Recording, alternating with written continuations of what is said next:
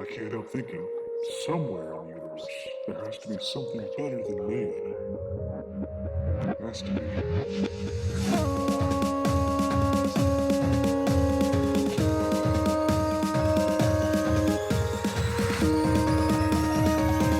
Ladies and gentlemen, welcome to Ascension to 10.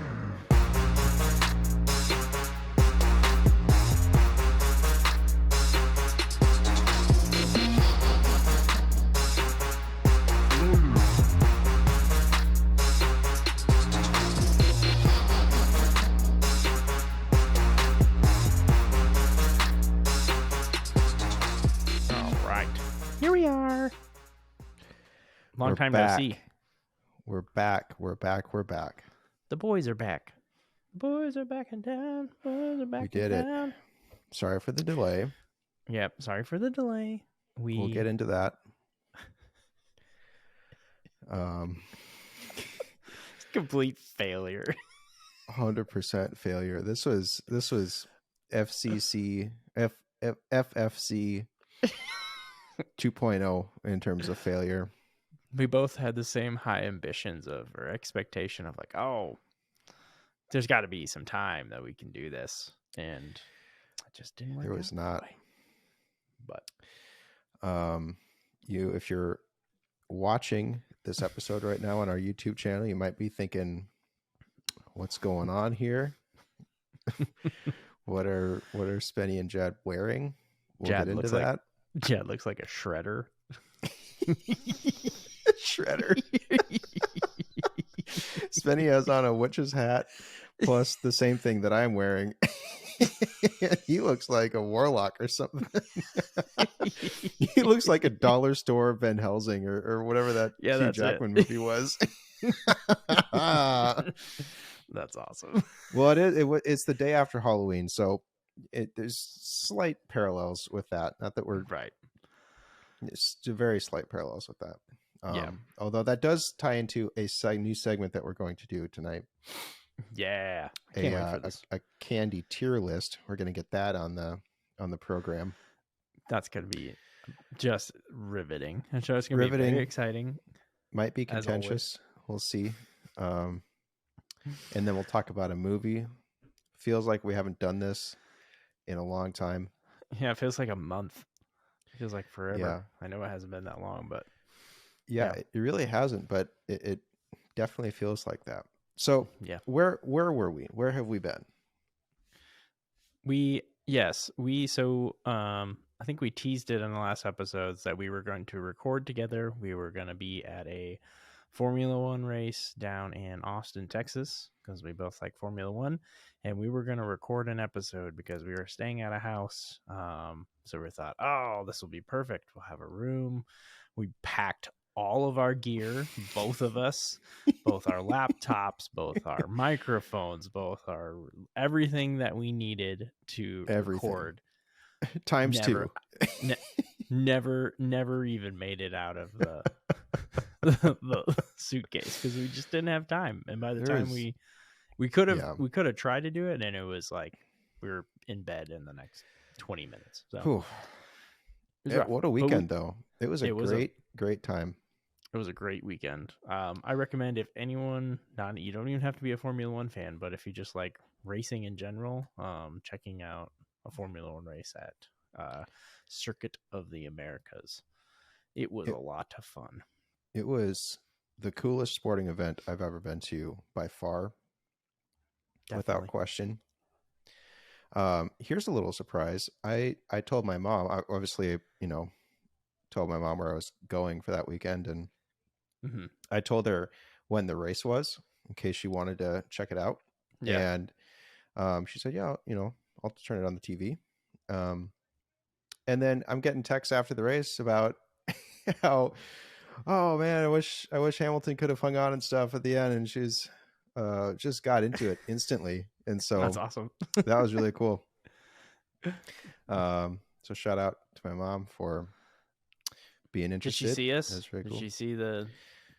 She knew where we were on the track. I told her that we were at the first turn, and so she was telling me, oh, did you see that first spin out and stuff? I bet you saw that first spin out because you guys were sitting right there. So yeah, I told her that we were wearing these blue things, and in case that in case the camera panned to us. But we'll get to that. We'll get to the why we're wearing these things. Yeah. So, yeah, go ahead. Well, I was just gonna say. So one of the things is you mentioned we were at the top. We were at the first turn. So the race starts, and then there's the first turn that they all go by, and it's like the big excitement because they all bunch together, and like there's could be accidents and stuff. And we did see that. But the more impressive thing is this hill that this first turn on is like goes up like 100 feet, and all these cars have to somehow stop and then turn. And it was like amazing to see. Just like we went on the track after the race to see how high it went, and I don't think it really, you can see it as much on the TV. It was just really impressive. Like I had no idea that there was such a difference in elevation and stuff. So yeah, it's cool. Well, that was a cool element of the track, and being able to see it in person was definitely added to the experience. It did mean that we were at the absolute slowest part of the track. That was the only downside to where we were sitting, is that it was as slow as it was going to get. Nevertheless, lots of action, still very cool. Yep. So we, maybe let's just do a quick recap of the whole weekend. And I will, now we also teased that there would be an additional piece of content, YouTube exclusive vlog of the whole weekend. Exclusive. That is also in the works. However, also a week late, and probably it's still coming. So that's also in the works. Also going to be late. Point being, stay tuned to our YouTube channel because it's only going to be on the YouTube channel, Sunshine to 10 podcast. Make sure you go over there and subscribe so you don't miss any videos. But it will be a vlog style recap of the whole weekend. And so yeah, and it'll be a little different, obviously, because it's not talking too much about sci-fi. But there was we did tease just one little thing on social medias, because there's a part where we were stuck in the parking lot for hours upon hours on one of the nights. And it was Jordan had gotten some binoculars, so Jordan was looking out, and I was talking about he was surveying to look for an exit, and you were talking about searching for wormholes in this paradox. I didn't even know you took that video. I gotta tune into the socials then. Yeah, check that out. Yeah. Okay, so it was an entire weekend. So what we flew in on Thursday night to San Antonio, right? Epic. And Spenny got there a little bit earlier than us. I gotta say, right off the bat, MVP of this whole weekend was that minivan that you rented. That I fell in love with that minivan, Chrysler Pacifica. It was a limited, had a bunch of bells and whistles, super comfy, super practical. Yep. And it was a great car. It was perfect for yeah. being stuck and waiting for 4 hours to get out of the parking lot, because you could put your cooler in the trunk and had plenty of seating. Yep. Great. Panoramic. So I traveled with two of our other friends who happen to live in Nashville as well, Ian and Paige, and we met up in San Antonio with Spenny. Spenny picked us up, and first thing we did, I guess we dropped our stuff off at the hotel quick. It was right near the airport. Yeah. First thing we did, go to Crapplebee's. No other food options. Not an option to go anywhere else other than the airport area Crapplebee's. Yeah. So we were thinking, oh man, did you want bar and grill or bar and grill? So we went with bar and grill. Yeah. And so this is a Thursday night, right? This is what, 10 p.m. or something by the time we got there. Yeah. And we're thinking, oh man, are we gonna have to, is there gonna be a line? Are we gonna have to sit in that little booth area for 20 minutes so we could get a table? Parking lot was packed. Yeah. And so, I'm thinking, we're walking up there and we're thinking, oh, Spenny's been riding me to get some barbecue, to get some ribs. And we're thinking, what better opportunity than to go back to Crapplebee's in Texas, get some Texas authentic barbecue ribs, get those riblets. Get those riblets, baby. Just relive those memories. Yep. So we get in there and, perusing the menu, and riblets are $20. Thinking, man, probably you know what? We're going to have time to record the podcast. We're going to have time to go get some actual barbecue ribs. I'm not going to worry about it. Not going to get any ribs here. That's right. So we all decide to get coon burgers. And, the waiter was pretty funny because he just kept coming by and asking us if we were all right 30 minutes after we were clearly done eating, right? He just wouldn't give us the checks. And so, yeah, there's just some funny things about the Crapplebees. The food actually, for being all microwaved food, the food was pretty darn good. Microwave speaking. Yeah, I mean, you're getting a burger. So, I mean, you're getting a burger that came straight from a microwave. And, what more could you ask for? It was, under those circumstances, pretty darn good. Yeah. Well, I mean, can we talk about one of our friends got a veggie burger, but they didn't want any of the toppings on it, and he's like, that's a veggie burger, right? She ordered an Impossible Burger, right? Yeah, Impossible Burger, right? Yeah, but Impossible Burger, no veggies, with like tomato and onion on top, and he's like, that's a veggie burger. Yeah, I know. I don't want the veggies on top. Yeah. Okay. Okay. Does not compute. He asked if she wanted the boneless wings. He asked her if she wanted wings. But then, so she also ordered a margarita, and he just out from the back, not even from the bar, but from the back in the kitchen, he brought out this tumbler thing in a glass, and she had to finish it herself. It was a shake. It was like a drink shaker. They just took the other half off, and then she had to pour it herself. I don't know if that's part of the Applebee's experience for authenticity, and I don't know. Maybe they do that. Yeah, I mean, we weren't drinking when we used to go, so maybe that. Yeah, I guess. That's one of the treats we missed. But the silverware was all dirty and stuff, and there's food all over the knives. Knives were just full of food.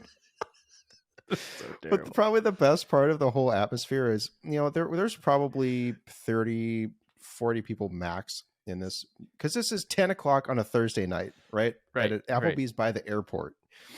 Yep. And there's most of the people there were at the bar, and they looked like they had been there for a while, and they were just, that was their Thursday night spot. Well, if we profiled these people correctly, they were also in charge of the music. And yes. So the music that was blaring the entire time was just this hardcore rock metal type stuff. And so, there's maybe a Matchbox 20 song playing, and then all of a sudden, up in the flesh of my gift. It's just kept playing. And we were right under a speaker, and it was just blaring at us. So whenever we were talking, I was like, I can't even hear what the person across the table is saying. It's just and some business people come walking in that also just got in from a flight, like headbanging stuff, and it's just the way the staff was just doing circles, like, yep, just another Thursday at Applebee's by the airport. It was just a complete immersion into Applebee's. Just amazing. Just couldn't believe it. And so, what else thrilling. Is there to say? We couldn't stop laughing. Couldn't stop laughing. It was great. Got back to the hotel, crashed pretty hard because the next day we went straight from San Antonio up to outskirts of Austin to go straight to the track, and where we saw some old-timey, well, not old-timey, but just kind of some pseudo racing from other cars. And then there was the practice session, and then we walked. So this track itself was something like 2 or 3 miles, right? It's pretty long. 2.6 miles track. So it's really big. Yep. And so then we took this stroll around the entire perimeter of the track, and that was a journey. That was a I mean, so one of the things is that, like, it's Friday, Saturday, and Sunday. Sunday's the big race. Saturday afternoon is like the big qualifying to find out what position they'll be in for the race, and then Friday is like practice and all the other stuff. We, for whatever reason, we're like, well, we don't want to miss out on anything, so we get up and we went to bed at like 3 a.m. and we get up and we are on the road at 7:30 to get up to the opening at 7 or at 9 in the morning. Well, you get there and there's really nothing going on. So that's why we had to go for a stroll, because there's nothing going on. So we spent the whole day just baking in the sun, walking around, and as you said, taking a journey through all the stuff. Yeah, and it was just a lot of swag, just a lot of team swag that you could buy and stuff, and lots of concessions and whatnot. 40% markup. You could buy it online, same thing. Cheaper, but it's you're paying for the experience. Race day experience. Yeah, I mean, the concessions were shocking too.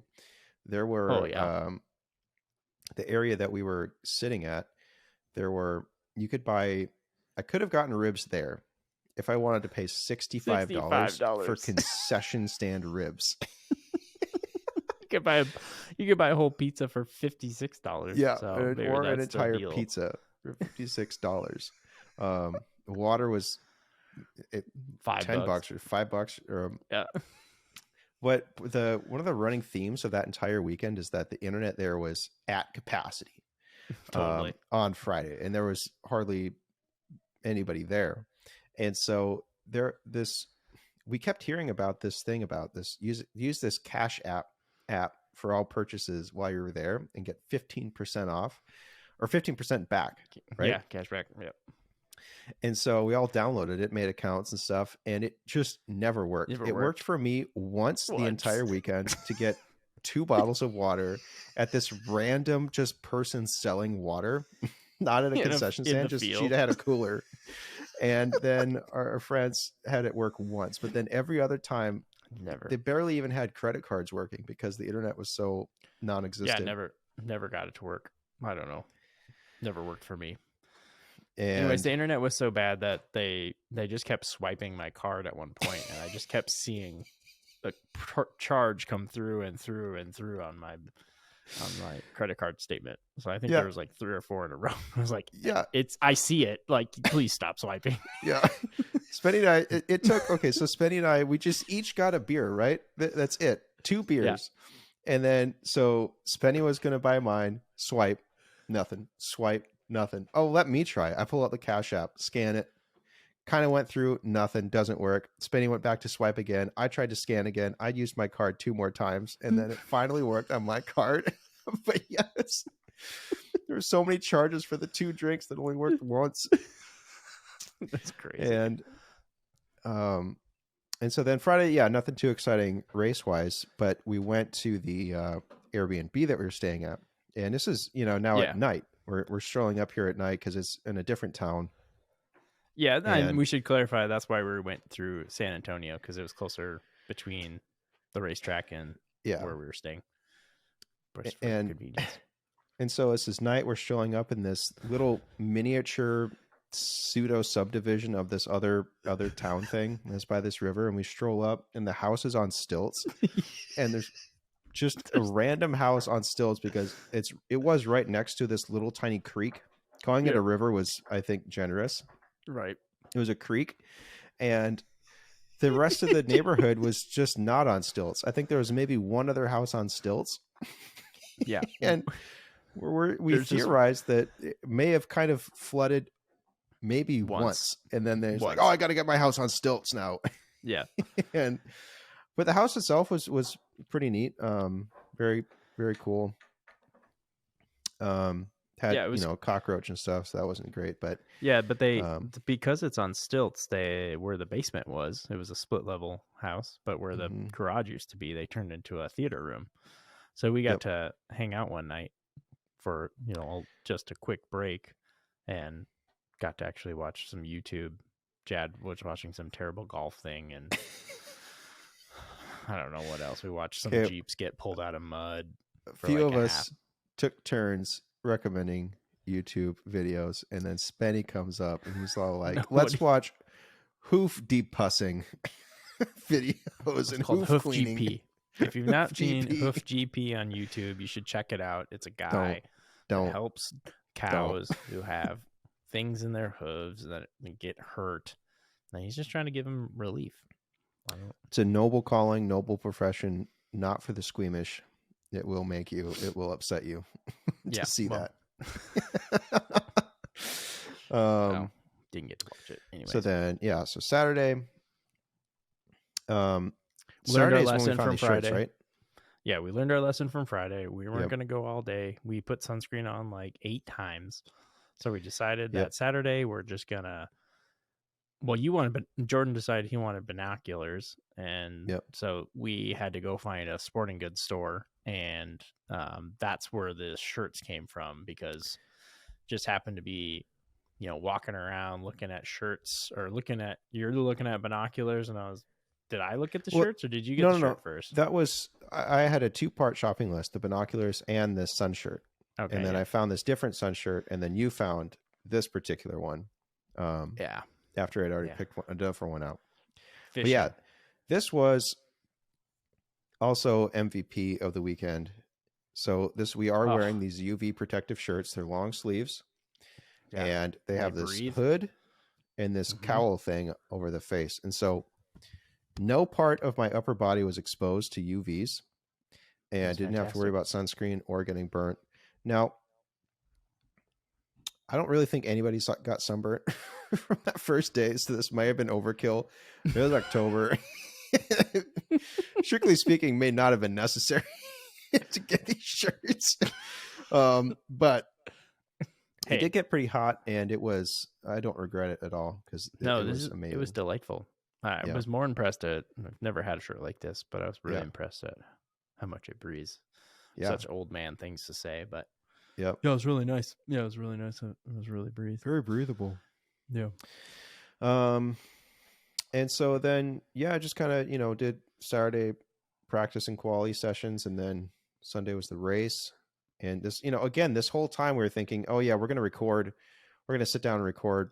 Part of having that movie theater in that house was, we're going to watch this movie together. That's right. And then we're going to record.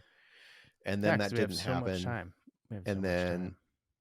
And then Saturday, when we were trying to leave after qualities were done, it seriously took us 4 hours to get out of the parking lot. Yep. It was insanity.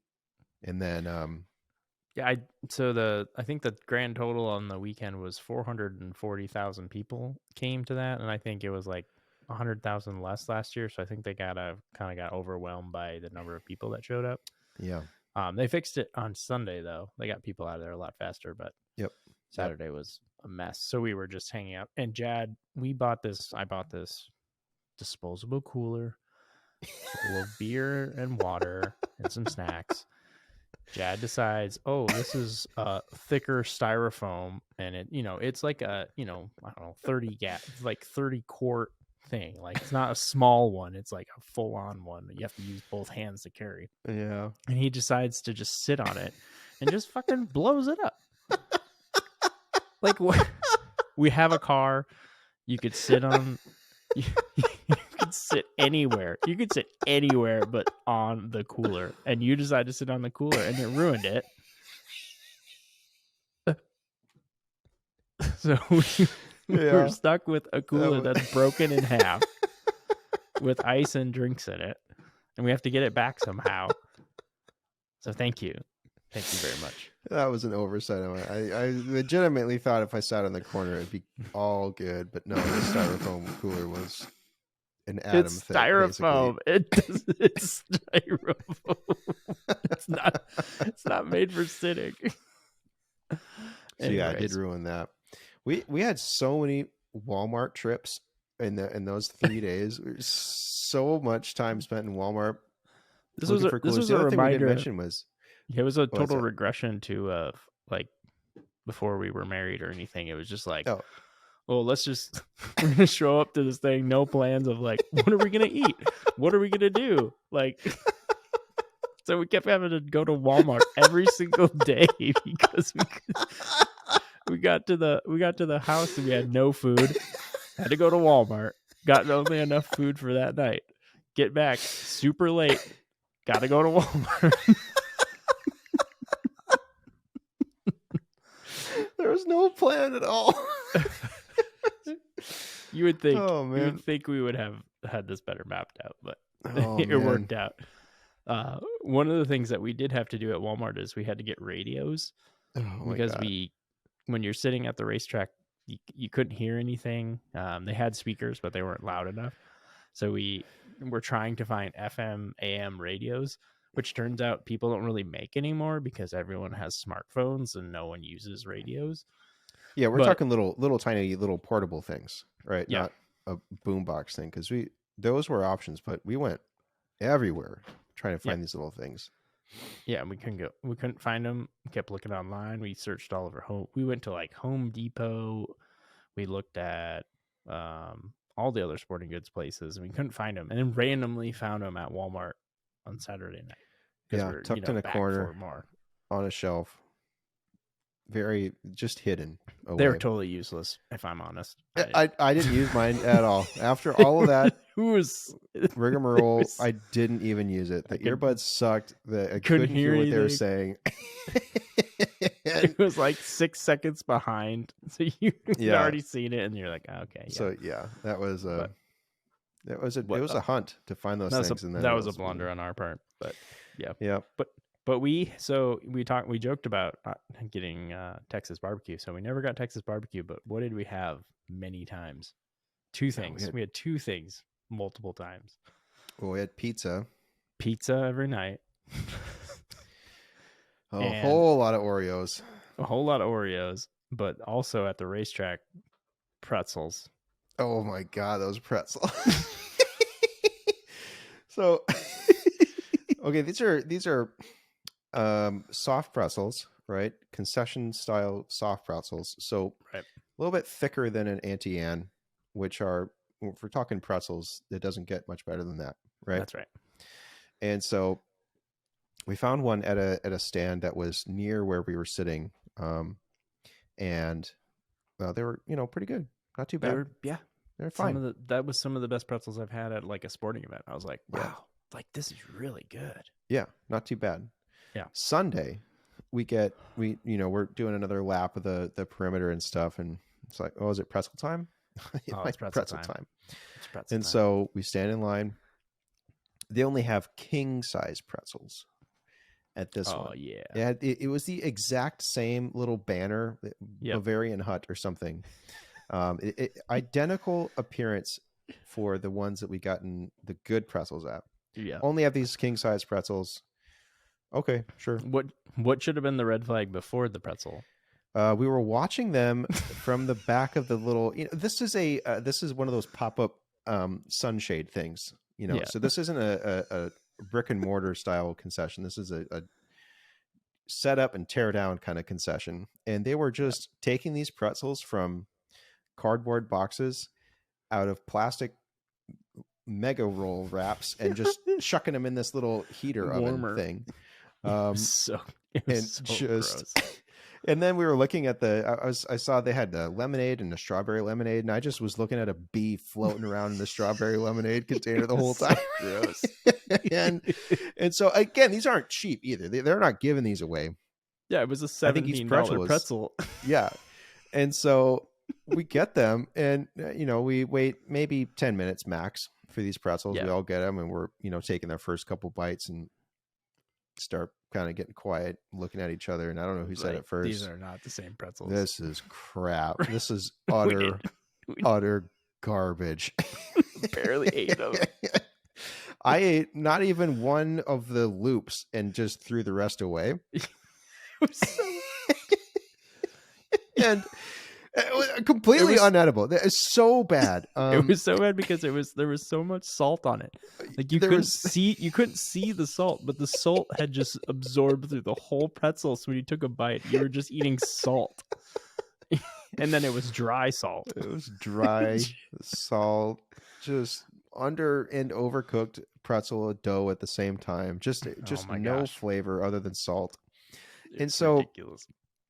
we throw these away, right? And then there's some foreign European who are just non-Americans. Yeah, we know right. that much for sure because they looked at Spenny and I throwing our pretzels away, and our other friends were standing next to them, and they said, "Why did they throw that pretzel away?" And the other one said, "Americans." Thinking, bro, if you're gonna eat that, if you know what we just tried to eat, then go for it. Be superior. That's fine if you can stomach that. Otherwise, yeah, no, that's ridiculous. But yeah, we ate so much pizza because that was just, what are we gonna eat tonight? Oh, pizza. What's open at 10:30? Pizza. Yeah, what's open? And then on Friday night, especially, or Saturday night, especially, it was so late. Yeah. And we went to town on a couple Zaz. We did go 2 different places, so we changed it up. Yep, had Domino's and Pizza Hut. Yeah. When's the last time you had Pizza Hut? Were you impressed? Yeah, that was good. Yeah. Yeah. Okay. Fine. We got stuffed crust. So. Yep. I have to say, I am impressed by how much we pretty much ate all of the food that we bought. Very little went to waste. Yeah. We're pretty good about that. Yeah. Even made brownies one night. We made brownies. Ate them all.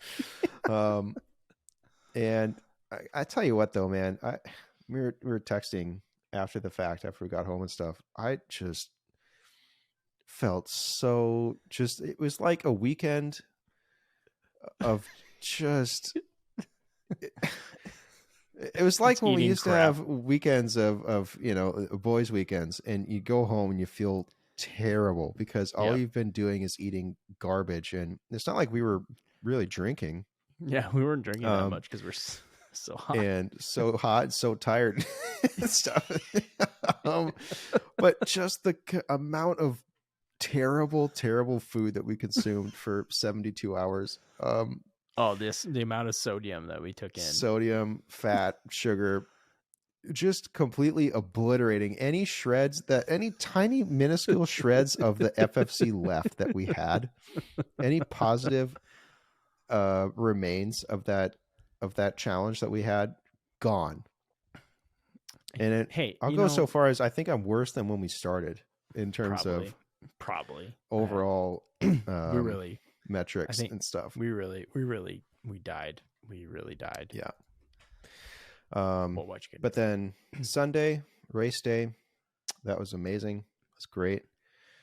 Spenny said we got out a lot earlier than on Saturday. They figured out the traffic stuff. But we actually got back to the house at a reasonable time.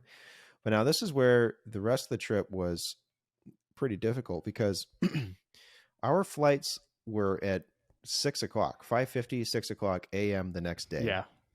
We had close to an hour commute to get to the airport. We had to drop the rental car off and get through security. So it's that classic where you're going to an airport, you don't know how fast security is going to be through, so you want to give yourself an extra time. And what happens every time? No one's there. Just walk right through. And so we left. We woke up at 2:30 in the morning after a weekend, after a boys' weekend, right? And we went to bed at, I don't know, 11. Yeah, 11:30 or something. 2 hours of sleep. Woke up at 2:30, got ready, got all packed, got the house ready to be, because it's an Airbnb. I got to do stuff, right? You got to clean the place to a degree. Yeah. Put the dishes away and all that stuff. And so we get to the airport at 4 o'clock in the morning. We got 2 hours. 2 hours of sleep. It's not a big airport. Yeah. And then just hung out for a couple hours. So stupid. Again, this was the not thinking things through. I think when we initially booked it, thinking, oh, well, we'll fly home and then we can work that day. And I was like, yeah, I'm not working today. Yeah, I went into lab and that was not a lot was happening for me the rest of that day. But then I had to go to community band practice rehearsal after that. And I was Well, actually, we had started to text each other, right? I got this second wind, right? Because I think we all said that we it's like around 4 5 o'clock. o'clock we're thinking, oh, this is fine, but the afternoon was just horrendous. Yeah, I think it was about 4 o'clock. We were all falling asleep, and then it picked back up. But prevailed. I think that I got all the toxins out of my body from the food and stuff. Oh yeah, it was a fun trip. It was amazing. Sorry for the not getting something recorded. I think it would have been fun to do it, but one good thing is we're gonna try this again in a couple weeks. We're gonna try to record together because I'm coming to Nashville. That's right, baby. We got to see how it goes. Think about attempting that. The very least. I'm gonna pack all my stuff, so I'll be ready. Hell yeah. Hopefully it works out. All right, I'm gonna take this hood off now that we're done telling this stuff. Oh, are you getting hot? It's kind of look like Spaceballs. All right. Took off my shroud. Okay. I guess this means we should should we talk about our movie now? Well, I do want to do this candy tier list. Oh yeah, the candy game. Candy game. Okay. This is again, we're trying to constantly evolve here at the Ascension to Dem podcast. It's an evolution. So in that respect, yeah. All right, folks, here's what's going to happen. It is the day after Halloween. Candy has just been littered across the country.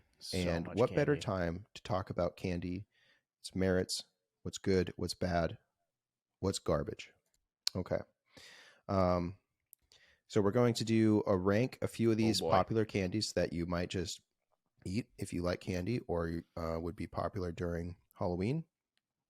The options here for rating are first gone. So this would be classic S tier. There's A tier, B tier. Last gone, this would be like a C or D tier. Straight into the trash. That's an F tier. And then I don't know what that is. Kind of a no basis for judgment tier. Okay, Spenny. Now I will say that there's a lot on here. I will be heavily biased towards chocolate-based candies. So the viewers should just know that that's where I'm coming from. If it's not a chocolate, it's not going to have a good chance to be high up on this list. Feel you, dog. What about you? Are you in that camp as well? I'm yeah, when I want a snack, I'll probably lean towards chocolate based, but I might sneak in a couple other ones. So a couple fruities. Okay, here we go. Yeah. We'll be quick about this. First thing, Hershey's Cookies and Cream. Now this is the white Hershey bar with little chocolate chunks in them. You know what? Pretty darn good, but it's not going to be something I'm going for if I'm just, thinking of candy. It's that thing where like you always think it sounds good because it's cookies and cream, but then you always get it, and it's somehow the combination of the white chocolate and the little crunch just never does it for me. I'd rather have an Oreo. Yep. So this might be hot. I'm going B tier because it is good, right? It's probably the best B tier, but again, not going for it. If it's there, well, maybe. But and it's going to be good in portions. But yeah, you agree with B tier here? Yeah, I think that's accurate. Okay, Reese's Peanut Butter Cup. This is obvious. First gone. S tier. First gone. It's absolutely no contest here. There's not even a question, right? You ever put them in the freezer? Refrigerator. Never tried freezer. Freezer? Top notch. Probably same concept. Yep. Because the little crunchy ridges get harder, right? And that's probably part of the best part. Yeah, love a hard ridge. Yep. Kit Kat. I'm gonna put this in S tier as well. First gone. I'm not a Kit Kat fan. Put that in the trash. Put that in the trash? Are you kidding me? No, I hate Kit Kats. Oh man. Well, I'll give a concession and put it in B.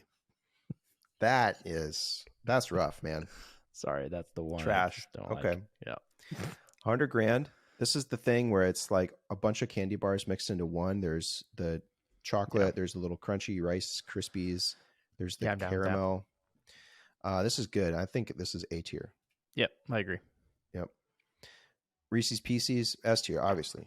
I mean, and I would go so far as to put it ahead of Reese's Cup because you can just down a whole bag of these. I just, open them up and I realize go to that town. I don't get those enough. Okay.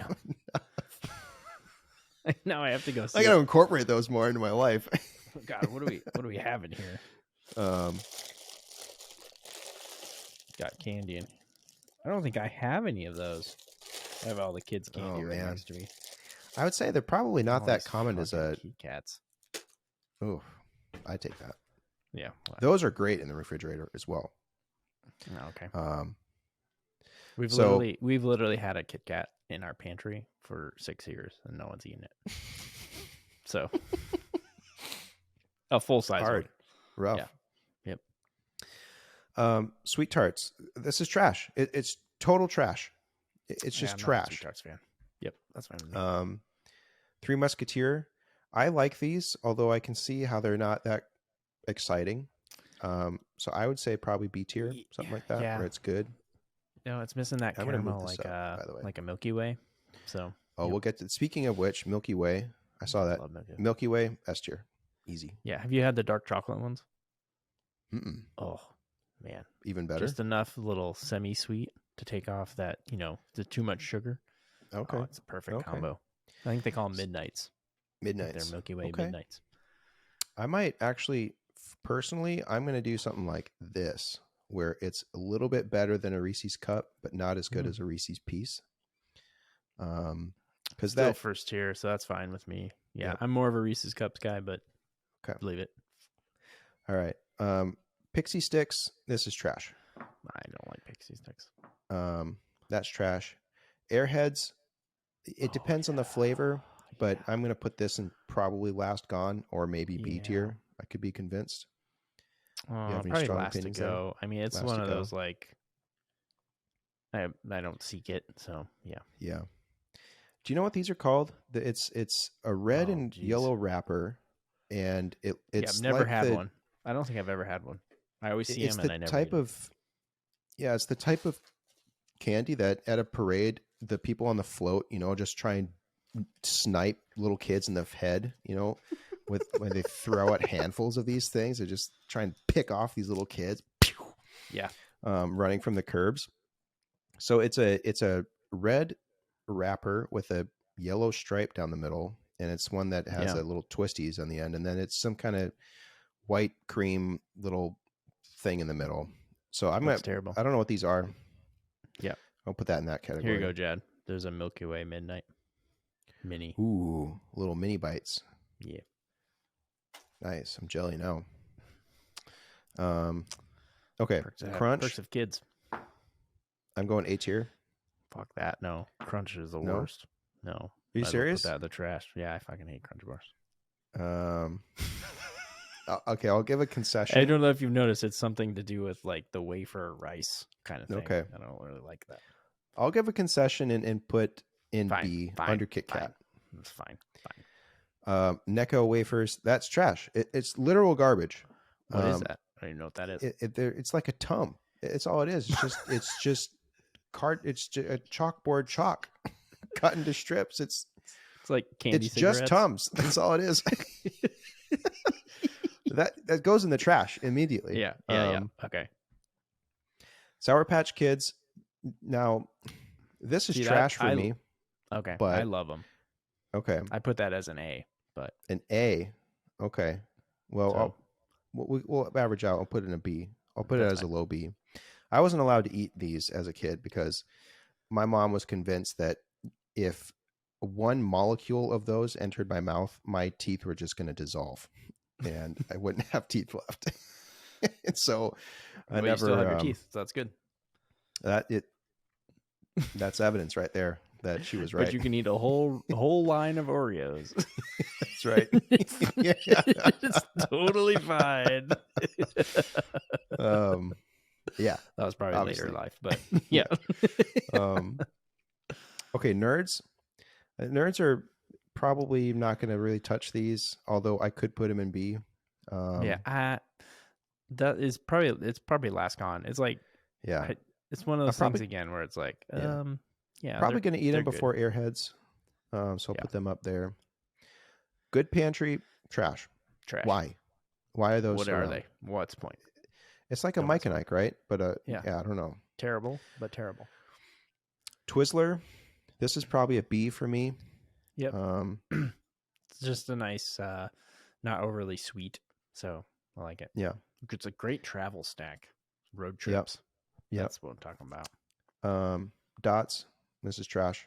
That's just garbage. What's the point? M&M's, original M&M's, so the little discs. This is A tier for me. Oh, okay. It's fine. Okay. I know that I saw peanut M&Ms somewhere. See, that would be more. Is that a little better for you? Yeah. Higher up the list. Mm-hmm. Now, what about this? Isn't on the list anywhere, but peanut butter M&Ms. See, that's top notch, right? Yeah, there. that's first gone S tier. Yeah. Peanut butter M&Ms. That's a perfect blend. A little hard shell, sweet in the middle. Gum. What are we doing here? Gum. The sticks of gum that are the. Yeah. This is trash, especially if you get that as a kid. Yep. That's trash. Andy's Mint. Now I'm going to put this up in high B tier or low A tier because I do like chocolate and mint. I don't know that I've ever seen that in Halloween candy, but I like this them. is the Well, we'll go low A tier here. Runts. Trash. Runts. Oh, what? I love Runts. Yeah. Runts. This is the kind of stuff that you get from that you put a nickel in or something and you twist the thing in the mall, right? And there's runts that have been just sitting there for 10 years. Yeah. Compiling out. Getting those grapes. I always hate it when I get the banana. The banana's too sweet. It's like that gross flavor, but getting those grapes, love them grapes. So you love runts, huh? I mean, I can't get down with that, but I'll put it in B. That's since fine. We are conceding with Kit Kat and the Crunch. Okay, Laffy Taffy. Now this is a bit interesting because you get the benefit of getting the jokes on the wrapper, right? Mm-hmm. Mm-hmm. And if you score something like a pink or a purple Laffy Taffy, it could be pretty good. Yeah. But this might be a last gone for me. Maybe at the top of the last gone. I think it's ranked right at Nerds. Yep. Werther's Original. Trash. That's like a cough drop, right? What are we doing here? Hey kids, you want any hard candy? Do you want to suck on some hard candy? I've had these in my coat pocket for the last 13 years. Let me dig out my purse. Yeah, exactly. Kids love it when I do that. Oh, we'll pull out Werther's. I do the old lady talking about want some hard candies. You got an in. Nice. Yeah. Okay, do you know what these things are? The wrapper it looks like a strawberry. I swear that I've had those, but I can't. I know the wrapper, but I can't think of like what it tastes like. Okay, we'll put these in. I don't know what these are. Yeah. Okay, Hershey's Kiss. This is like a high B or a low A to me, because while I do like the chocolate, the container itself, I hate that. I hate having the foil. That's my biggest complaint. The wrapper, right? That's why you get that's why you get the giant ones. And then you just gnaw on it like an apple. Yeah. Yep. Hershey's Bar, I'm going to put that as A tier. I know a lot of people don't like Hershey's chocolate. I love it. Okay, yeah, I'm fine with A. That's low probably A. B for me. We'll put it low A. Yeah. Mike and Ike, this is trash. I mean, this is just utter trash. Yep. Snickers, I'm going to say maybe this is a bit of a hot take. I don't know. This is more of an A for me. That's more of a first gone for me. I love Snickers. First gone. Okay. All right. We'll put those up in first gone. There. Yeah. Almond Joy. This is at the bottom of the trash pile. This is burn it. That goes in the trash first, and you pile garbage on top of that. I hate coconut. I hate Almond Joy. They're the worst. I always think of Ron Swanson talking about, do you have anything besides Almond Joys? Because almonds give me the squirts. That's one of his lines at the Halloween party. So okay, the first time I ever had an Almond Joy was in middle school, and I won. There was some kind of you answer a little question or something, and you get a, he chucks a little candy bar at you. I don't know what grade this was, but I think it was in 6th grade English. And this homie, 3 points in Almond Joy my direction across the room because I answered, some question about a comma or something. Nice. And I was, oh, what's this? I don't even know what this is. It must have almonds in it, right? And so I take a huge bite, immediately find the coconut, and I'm just chewing. I'm chewing. Yeah. I don't stop chewing. Like, it doesn't end. And so with half of it in my mouth still, I asked to go to the bathroom, and I just went in the bathroom and spit the whole thing out through the rest of the trash. Awesome. Yeah, there is something about, I've just never been a fan of coconut. That something about the texture and then the flavor, it sucks. Ugh. Yeah. No, thank you. Okay, we're making good progress here. A lot of these are going to go in the trash. I'll be straight up. Babe Ruth, this is probably a B or a last gone for me. Yeah. Okay. B. We'll put this in B, right after Three Musketeer. Grand Apple Pies. Was that what that says? I don't know what that is. Yeah, those are the suckers that are apple, and then they have caramel on top of them. That's going to be a no for me because I hate apple and I hate suckers and sour things. Yeah. I don't know what this is. I can't even read it. Nope. It's some kind of yellow wrapper, and I don't know what that is. Mr. Goodbar, this is just a Hershey's chocolate, right? I don't know. Something like, actually, I don't know what that is, so we'll put it there. Just put it there. Bubble gum. What is this? Trash. This is trash. It's trash, right? And it's the hard kind that doesn't chew or get bubbly. Swedish Fish. I know that if Brian were here, he'd put this at the top of S tier. Yeah. Yep. I'm saying this is maybe top B tier because I'm not down with that. That's where I'd put it. Or okay, we're gonna put it last gone then because yep. Last gone, probably above Nerds. Blow Pops. This is trash. Suckers are why. I'm trying to think of when's the last time I even had one. No. Okay. Because it's one part terrible sucker and it's a second part terrible bubblegum. You're getting the worst of both two things. Worst of both worlds. Okay. Fireballs, I would say maybe Lost Gone. Do you remember when Hubble had a whole container of these in his basement that we would pop through? Yeah. I mean, they're good. I like cinnamon flavor stuff. Yeah. The multicolored Tootsie Roll style things. It's not Tootsie Roll. That's trash. Obviously, nothing's worse. Nothing's after Almond Joy, so that's going to go somewhere there. Fun Dip. Who cares? That's too much work. Why make this? Too much work. Why have a stick? More suckers, nonsense, trash. Fruit roll-ups, trash, right? Because you're picking it out of your teeth as long as you've eaten it, right? Is that considered a Halloween candy? Well, I don't think so. I think they took some liberties with this list here. Yeah. Okay. Gushers, this is trash for the same reason. You're just picking it out of your teeth. Haribo gummy bears.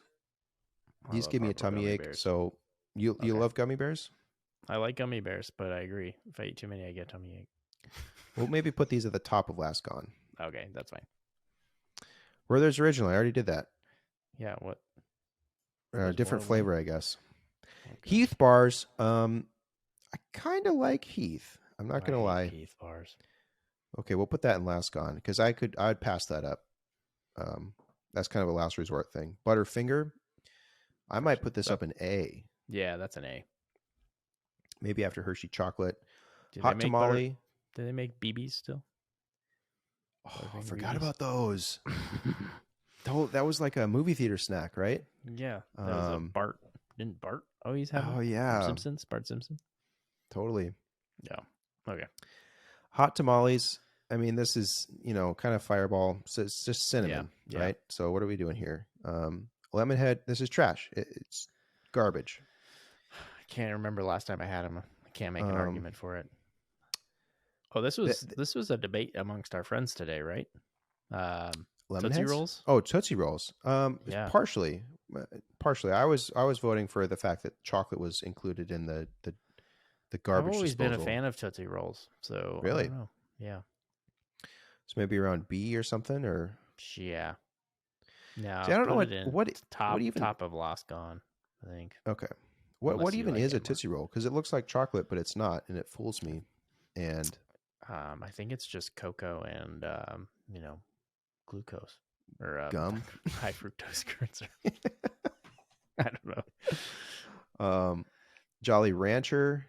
This is probably going to be a trash item for me. Yep. Just not something I seek. 1 degree above solid state temperature for those things, and it's just part of the wrapper. Right? You're not going to get it out of the wrapper. Yeah. You're going to be eating the wrapper. Junior Mint. This is a kind of a whatever for me, but I do like mint and chocolate, so maybe Last Gone kind of thing.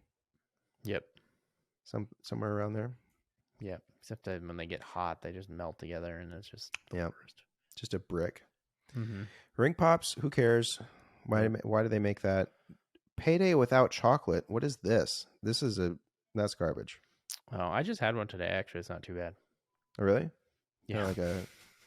It's basically just like a nougat with peanuts on the outside. For those that are watching their figure with no chocolate. Yeah, just watch your figure. Get that extra protein with them peanuts. So yeah, it's for fuel it's an after workout. Yeah. Energy boost. Toblerone. I mean, who cares really? They kind of have the Krispies in them too, right? But it's different than a rice type thing. I can't even say I've had a Toblerone. I know I've seen it, but I can't even say I've had It's been so long for me too that I'll put that in. I don't know. Yeah. Mumbai, don't know what that is. Nope. Looks like I think those are like Starburst kind of things. Milk Duds. This is probably a trash item for me. Last Gone for me. Last Gone. Man, it's one of my favorite movie snacks, but that's only at the movies. So okay, well we can put it in B. Well, maybe we'll put it up above a Twizzler or something. Okay, like that. What are these? Now and Later. I don't know what that is. Next, Apple. Trash. It's garbage. It's just straight garbage. Apples. I hate apples. Is this next one sunflower seeds? I think they're raisins. Oh, garbage. Yeah, trash. Put that in the trash. Toothbrush. Trash, but you know what? You can always use a toothbrush as a tool or something else around the house. This is S tier. Yeah, you could sharpen it and use it as a shank. That's what you want to do. Controversial poll here. First Gone. That's toothbrush. Easy. Skittles. Now this might be. See, this might make some people angry. That's an A. That's snack an A snack. This is a. I mean, I feel like I have mouth cancer if I put a Skittle in my mouth. Oh, okay. For me, this is a Last Gone, but I can do you a solid and put this in B or something. Road. We'll sandwich a Kit Kat and Crunch because I like those. Smarties. This is trash. I hate Smarties. It's trash. No good. It's the same as the Necco. Yeah, I don't get it. It's just nothingness. Starburst might be Last Gone Starburst for me. It's probably the Skittles with me. So same tier. Okay, we'll do that. We'll split the difference here. Yeah, something like that. Whatever that next one is with the wrapper and on a stick, just put that in the trash. What's it called? I don't know. I can't read it. It's a yellow wrapper. This is great. This is just and then great. It's just a stick coming out of it. Can't even read half the wrappers. Candy corn. This is trash. I mean, this is trash, right? Yeah. It's like one of my daughter's favorite snacks, and I can't eat it. Twix. This goes straight to S tier, right? I mean, this is... Yeah, I like Twix. Absolute you S got tier. that. Peanut butter S tier as well, or peanut butter Twix also straight to S tier. First Gone. I don't think I've ever had one of those. That sounds good. Ooh, it's great. Ooh. Warheads, different version. This, I guess, is the same. Yeah, I haven't had those. Oh wait, I called Sour Patch Kids Warheads before. Oh, is that what you're thinking? Yeah, but both. I don't, because I don't like sour and stuff. So, Oh, that's too bad. but we'll put that up there. Whoppers. Ooh, Whoppers. I'm not a Whopper man. I like Whoppers, but that's can put in that- like that Milk Dud section. Milk. Okay, right above Twizzler. Yeah. York peppermint patty. This is an easy A for me. Can't Kinda tell around you the the last Andy's time I mint. had one, A little so bit- I don't really know. Yeah. A little bit better than Andy. Okay, I'll take it. And then to finally zero. I don't know what this is. Yeah. Is that like zero trans fat? I don't know what that is. Looks like garbage. It looks like petrified dog poop because it's all white and kind of brown and stuff. And Did you say we're gonna go through that fast? Didn't we just spend like 25 minutes on candy? Well, it's okay. I mean, we the people have been deprived of Sure. Our favorite candies of the show. Let me take a picture of this so we can upload it. Awesome. So that's it, everyone. That's write to us, please. Write to us in the comments and emails if you think we got it right, if we got it wrong. That's right. I don't know. Should we get to this stupid movie? Yeah. Pick this. That's great right. one. We're gonna be done with the race car theme movies after this. I think we'll get Dang. back to some sci-fi perhaps after this. We've got to move back to what we really are good at. But yeah, Jad, I think, well, I don't know. We picked Driven. I picked Driven in part because we had reviewed Demolition Man, classic Stallone movie, and then I liked quite a bit. I thought, what better way to talk about Stallone, bad movies? We're going to be together at a race. We'll talk about a movie that's about it's about indie racing, but it's kind of kart Formula One-esque. Well, yeah, you just so you know, the sound of these cars were Formula One cars. They did not use Champ cars. Very interesting. They originally wanted to do a Formula One racing, so Stallone really wanted this to be a F1 movie. He actually originally conceived it as a biopic for the Brazilian driver Senna. That's what he really wanted to make this, but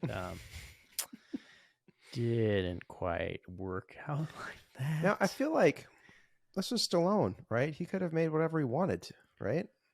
I mean, this is right after he made this movie. He basically went straight to DVD purgatory for like 5 or 6 years because he didn't make another movie that went to theaters until they rebooted Rocky. When he did Balboa. I think it was like 2007. So this came out in 2001. So like 6 years he was just making trash. But I think rightfully so because this film was produced and supported financially by Franchise Pictures. And if you remember, Jad, Franchise Pictures is the one that produced Battlefield Earth and then went bankrupt. Oh, no. So this was pre-Battlefield Earth? I was right at the same time, I think. I think Battlefield Earth came within like the same year or two. So they were just churning out crap for this company. Holy smokes. But they had, so there was 69 cast, 544 crew. The budget on this was $94 million. And it made $54 million. Ouch. Ugh. So it was a dud. The thing that was interesting though, there's 2 people that were on the crew. There's Brian Transow. He composed the music for the film and he also did it for Fast and the Furious. So it kind of has that same feel when you're listening to the music. And then,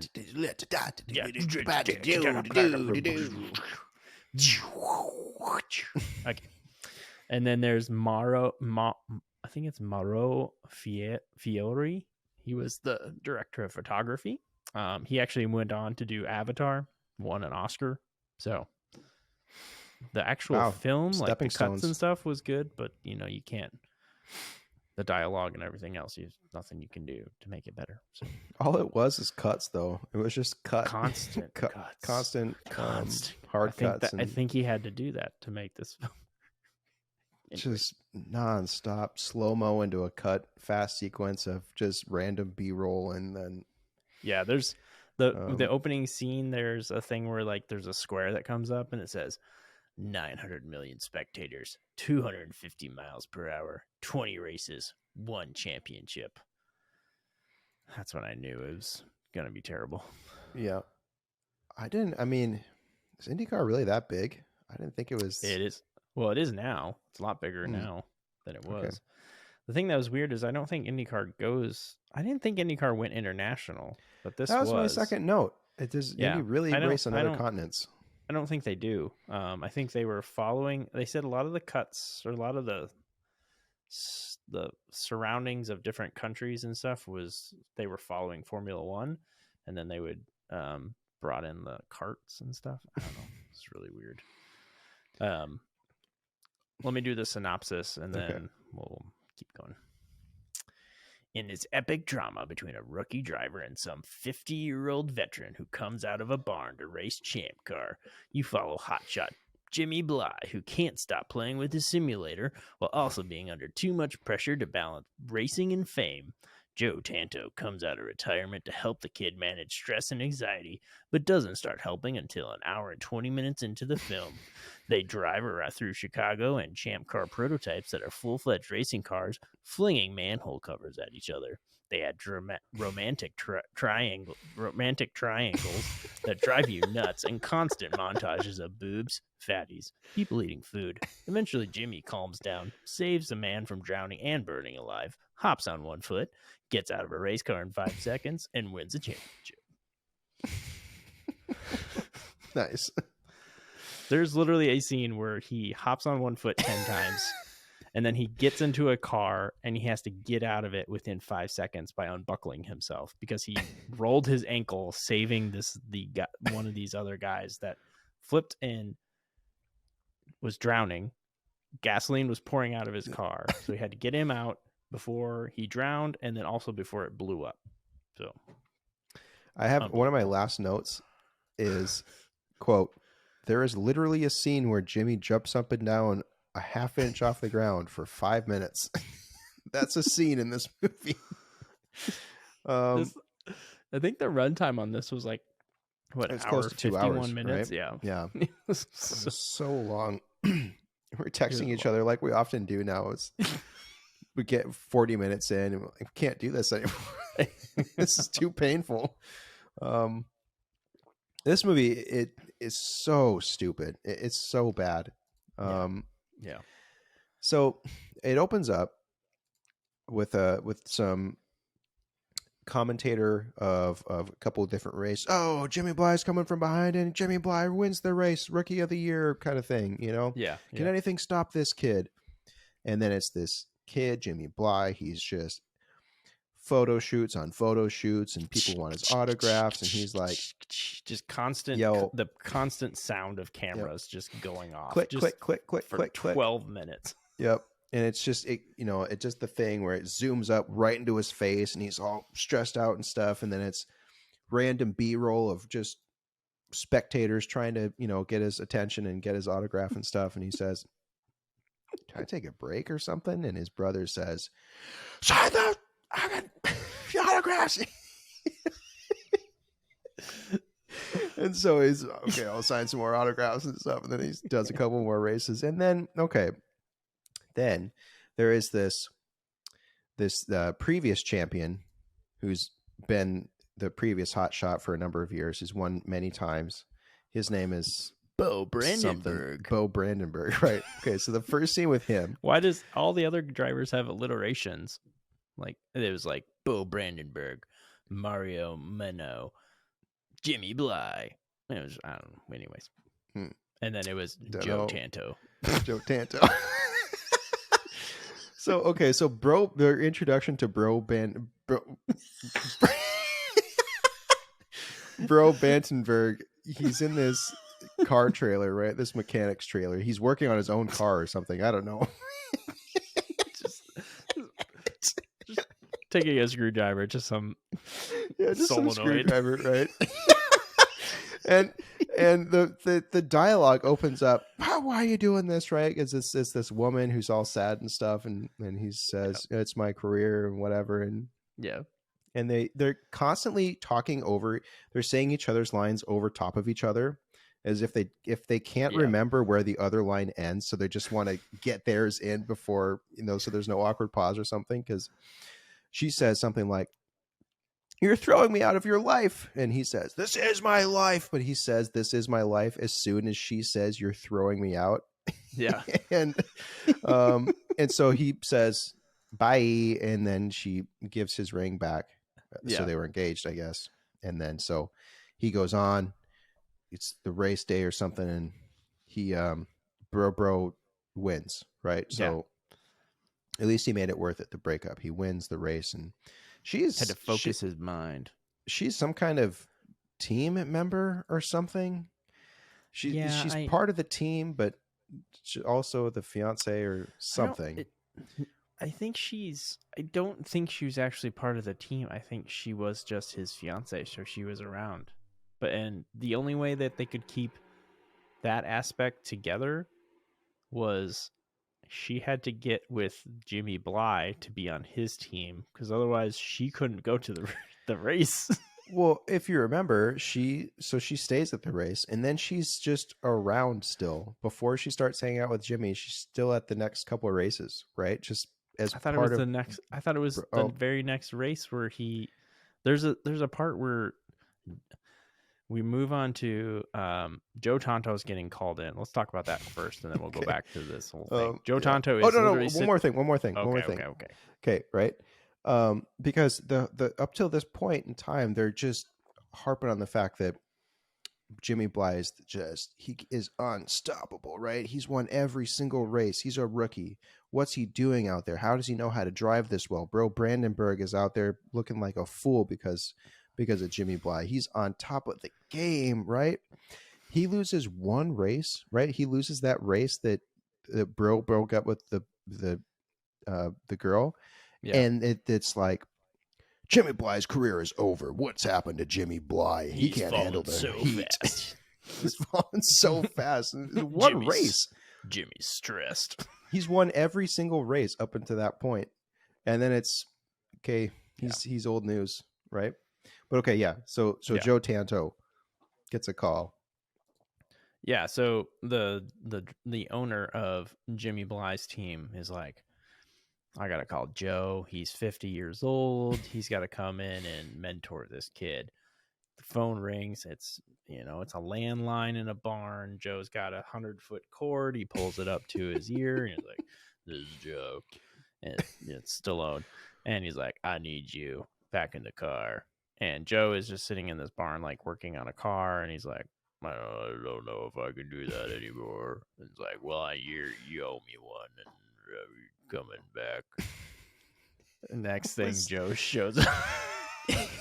It was utter nonsense, this phone conversation, because the team boss was saying, like, can you still handle the corners at 200,000 degrees, and 100 million miles an hour? Can you still handle it, you think? And Joe's like,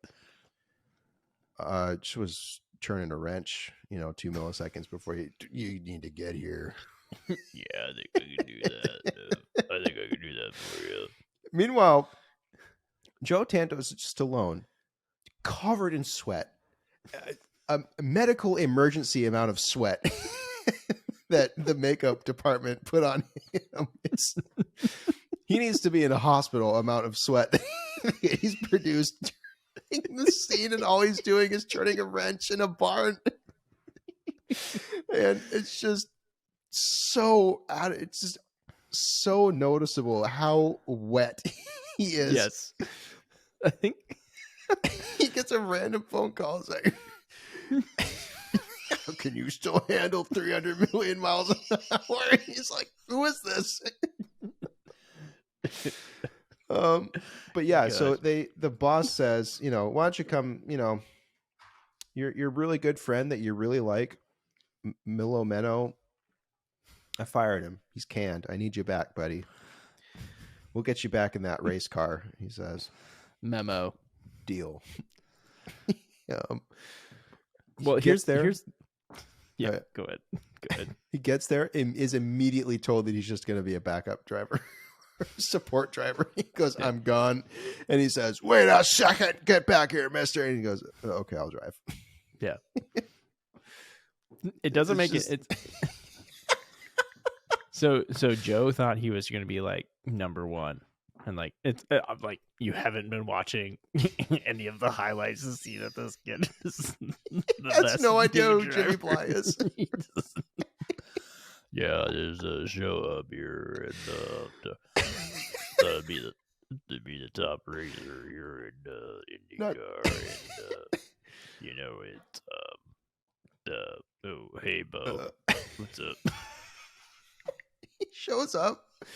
He shows up with a duffel bag, right? A tiny little duffel bag with. He moved his life. It's all contained in this duffel bag. And he thinks he's gonna be number one driver. and then you come to find out that so he meets all their team sponsors and stuff, and the boss says, "This is Joe Tanto. He was one of our test pilots or whatever." So he's part of the team and has no idea who Jimmy Bly is or what's happening in the IndyCar racing. And then it gets even more confusing because he runs into his ex-wife, who is currently married to Memo, who he's actively replacing. They appear to be best friends, right? He strolls up. Memo's this happy-go-lucky guy. He says, I guess I'm not racing anymore. Thanks for taking over my seat. Joe Tanto says, no problem, buddy. But then there's but then there's this scene where will you marry me? There's a scene where Memo takes his ring off and is like, if it's my wife or you, I'll marry you right now. He takes his ring off and gets on one knee and tries to marry him. It's like, what is happening? His wife, the Memo's wife, was Joe Tanto's ex-wife.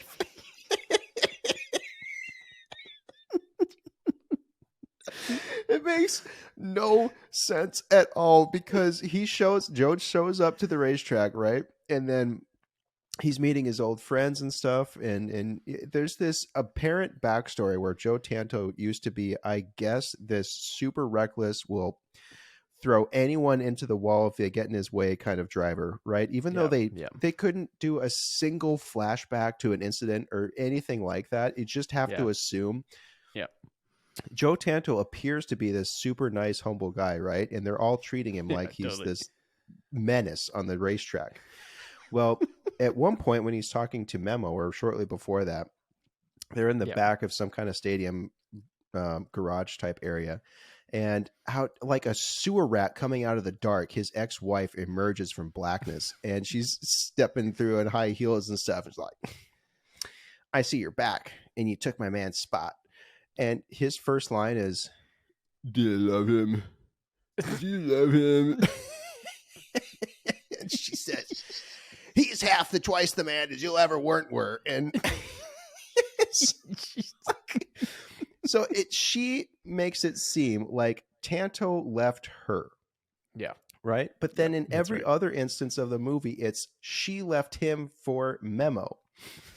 And then Memo, again, they're friends. And he's all like, she makes me so happy, man. I cannot believe the life that I live. I could die tomorrow. I could be paralyzed today and I'd still be happy. But if you want to marry me, I'll dump the broad, right? Yeah, exactly. So it's like, she's just all super pissed off at Joe Tanto that he even exists, even though she's the one that left him for his friend. They never address the fact, like, why is there so much anger towards him? Like, can anybody please give us some context? Because it doesn't make no any context, sense. no examples, no flashbacks, nothing, literally nothing. It was And so then there was so much time spent on this. Oh my god! There's and so then, many scenes where they do that stuff. But and then the Joe just gets thrown, like right after that. Joe's, hasn't driven in, years, and he's just going to drive his Indy car and toss some coins. So this is the only thing I had remembered from this movie when I watched it as a kid. Yeah. I remembered this quarter scene being way cooler than it actually was, because he goes out on the track and he says, he just starts throwing. He goes on the track, gets to a corner, tosses a coin out. Right, it's a CGI coin.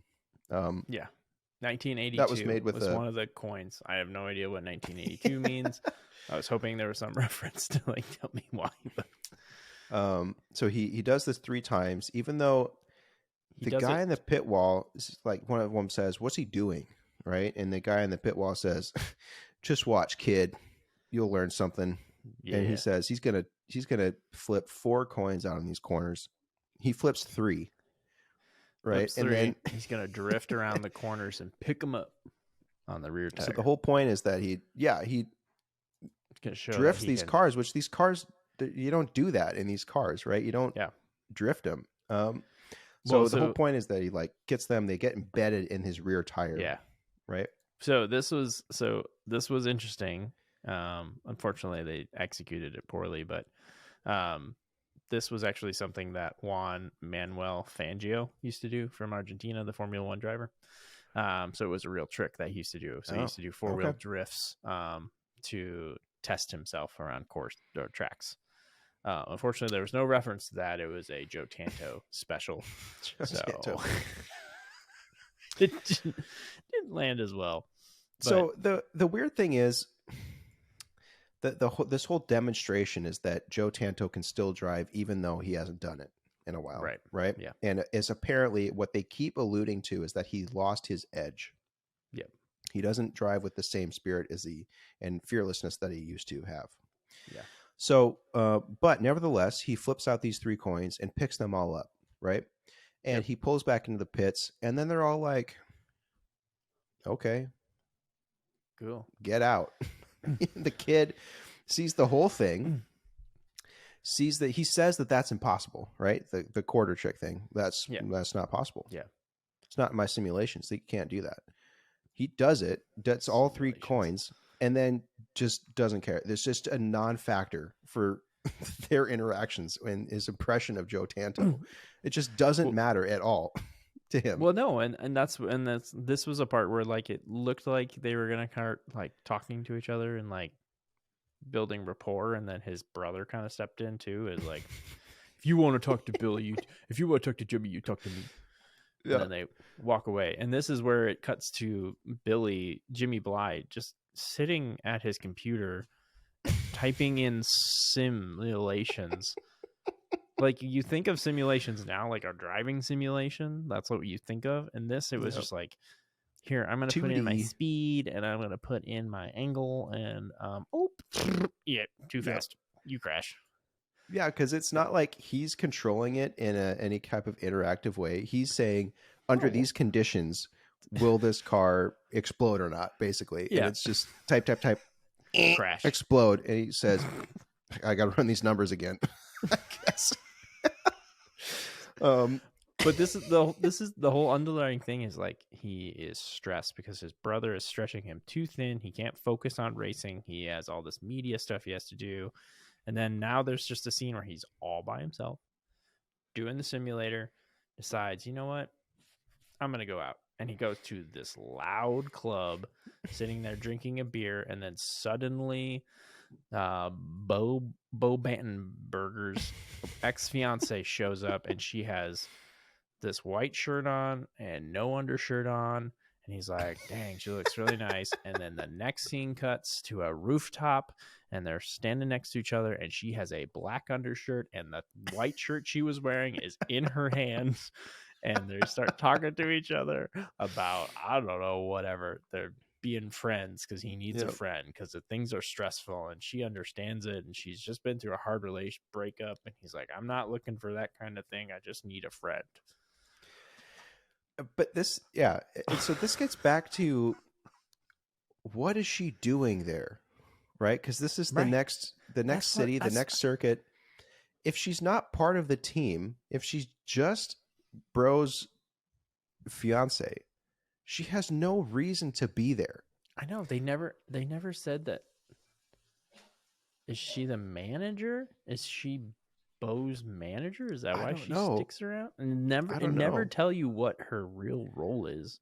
No. Um, But so then it's kind of every other scene is them in the different city together, right? Because yeah, you don't really know if it's romantic or not. They seem like they're just friends, but yet they're always together. She's Yeah. now with him in the pits and everything, and on the radios and the headphones and stuff. And yeah, Bro Vandenberg's just kind of getting all upset because he let her go. And yeah, and then Joe Tanto just strolls up in the grandstands one time, and he goes, "If you love her, you gotta get her back. Just don't, regret any not doing nothing."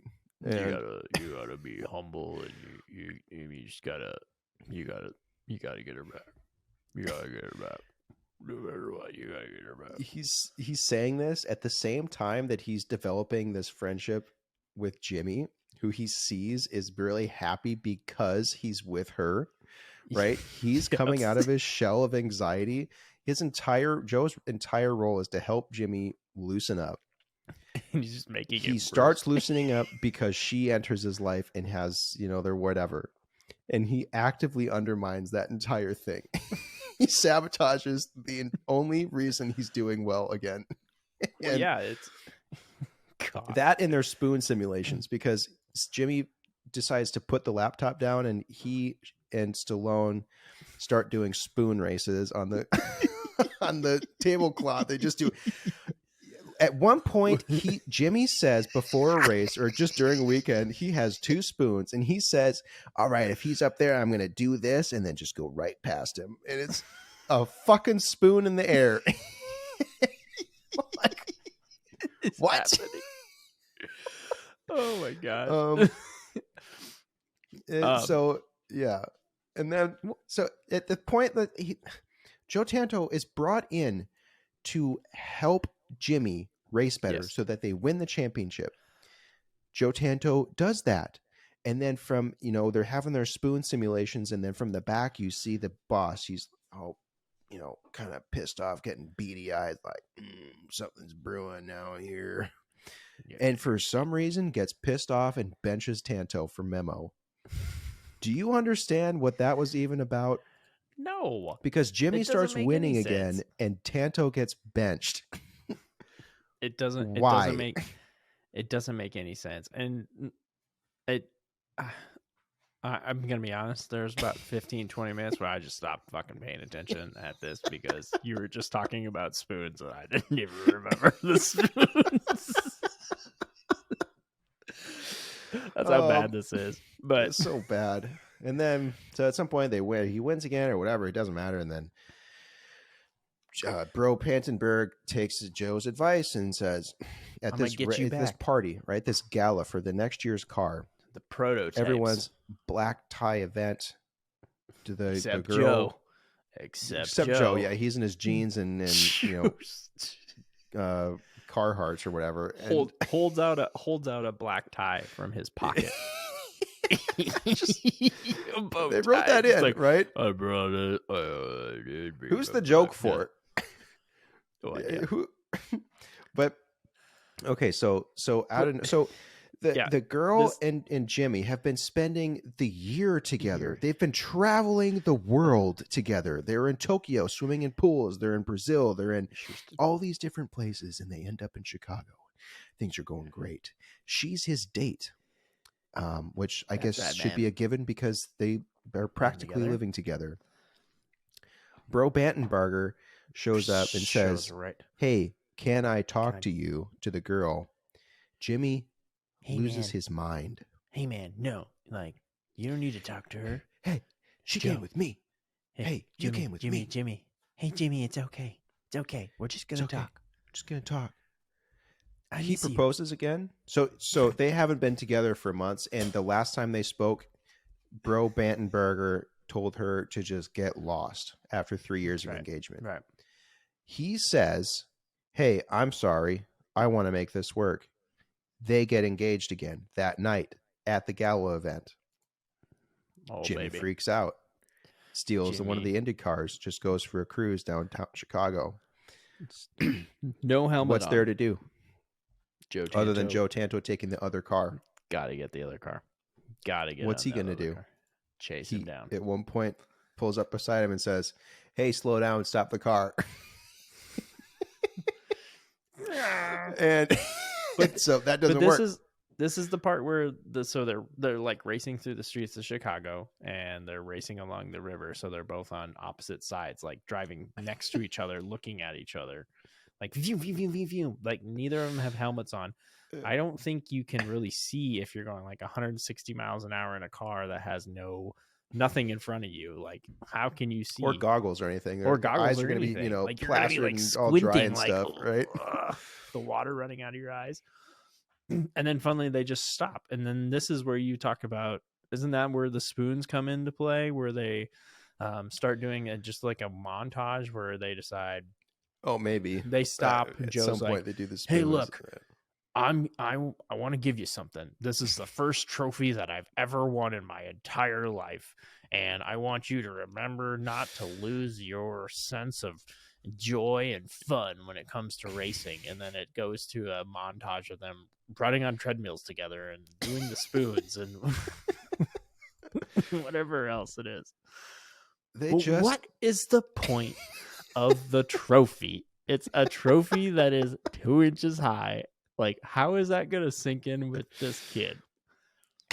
He is a world champion. He's won at IndyCar, and he's like, Joe's like, well, I just had this in my barn, and I wanted to show you, like, this is where I've come from. And he's like, well, no shit, I've already won IndyCar races.